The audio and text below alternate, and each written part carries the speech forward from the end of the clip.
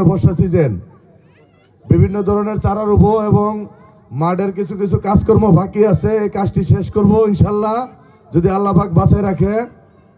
এবং আপনাদের সকলকে নিয়ে যুব সমাজ ঠিক রাখার জন্য যা করণীয় দরকার, আমাদের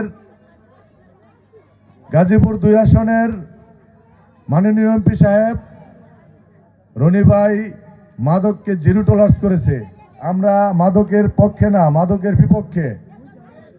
মাদক নিয়ে যে খেলবে আমরা তার বিরুদ্ধে, এবং মাদক নিয়ে কে খায়, কে কোন দিকে কি করে, এটা সবাই আমরা যুব সমাজ ফলো রাখবো ইনশাল্লাহ।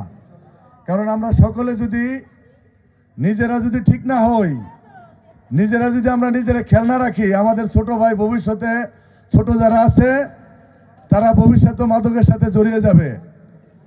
আমি চাই সকলে মিলে আপনার সন্তান, আপনার ছোট ভাই কোনো ভুল পথে যেন পাড়া না দেয়।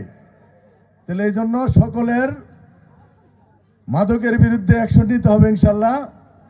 আর আপনারা সকলে সব সময় খেলাধুলার ভিতরে মেতে থাকবেন, এবং ছোট যারা আছে সকলকে বলবেন যে তোমরা সব সময় খেলাধুলা করো, কারণ খেলাধুলা করলে মন মানসিকতা ভালো থাকে।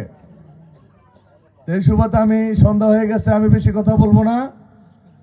আজকের এই খেলার আয়োজন যারা করেছেন আমার হৃদয়ের ছোট ভাইয়েরা, তাদেরকে আমি আসলে এত সুন্দর খেলা আয়োজন করার জন্য আমি তাদেরকে অন্তঃস্থল থেকে ধন্যবাদ জানাই। আজকের এই খেলা সফল হয়েছে। আজকে ঈদের পরের দিন, আজকে দ্বিতীয় দিন।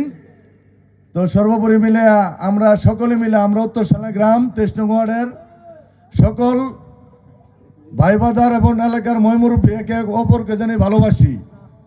একজনের খবর জানি একজন আমরা নেই, সুখ দুঃখ মিলে এই মানুষের জীবন। তো সর্বোপরি মিলে আমি আর কথা বাড়াবো না।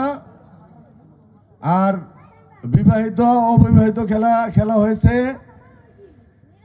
2 দল খেলেছে। আসলে 2 দল তো জিতা সম্ভব না, হার জিত আছেই। তো ওই সুবাদে অবিবাহিত যারা আছেন তারা আজকে জয়ী হয়েছেন, তাদেরকে আমার পক্ষ থেকে অসংখ্য ধন্যবাদ। আর যারা হেরেছেন তাদেরকেও আমার অন্তর থেকে ধন্যবাদ জানাই। পরবর্তীতে যেন আমরা আরো সুন্দর করে খেলে যেন আরো সুন্দর কিছু দেখাতে পারি ইনশাল্লাহ। সকলেই ভালো থাকবেন। আসসালামু আলাইকুম ওয়া রাহমাতুল্লাহি ওয়া বারাকাতুহু।